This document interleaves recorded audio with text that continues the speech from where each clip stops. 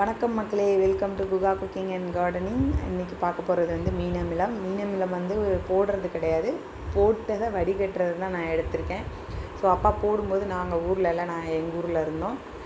இப்போ ஊருக்கு லீவுக்கு வந்திருக்கோம். நான் 2-3 டைம் அப்பாவுக்கு ஹெல்ப் பண்ணியிருக்கேன். மீனெல்லாம் வெட்டிட்டு அப்பா போடும்போது பார்த்துருக்கேன், நானும் ஹெல்ப் பண்ணுவேன். இந்த டைம் வந்து நாங்கள் ஊரில் இருந்தப்போ அப்பா போட்டாங்க, எடுக்க முடியல வீடியோ. அதுக்கப்புறம் தான் நான் யூடியூப் சேனல் ஸ்டார்ட் பண்ணேன். ஸோ அப்பா வந்து நெருக்கி ஒரு 2-3 இயர்ஸாக பண்ணிகிட்ருக்காங்க. எங்கள் தோப்புக்கு வந்து மீன் அமிலம் ஊற்ற வந்தவங்கக்கிட்ட அப்பா வந்துட்டு அவங்களே வந்து நாங்கள் சொல்லித்தரோம், நீங்களே போடுங்க அப்படின்னு சொல்லி அப்பா ப்ராப்பராக கற்றுக்கிட்டு அப்பா வந்துட்டு பண்ணுறாங்க. ஒரு 2 இயர்ஸாக பண்ணுறாங்க. மரமும் வந்து தென்னை மரம், நாங்கள் தென்னை மரத்துக்கு ஊற்றுறோம். ஸோ ஓரளவுக்கு நல்ல ரிசல்ட்டு கிடைக்கிது.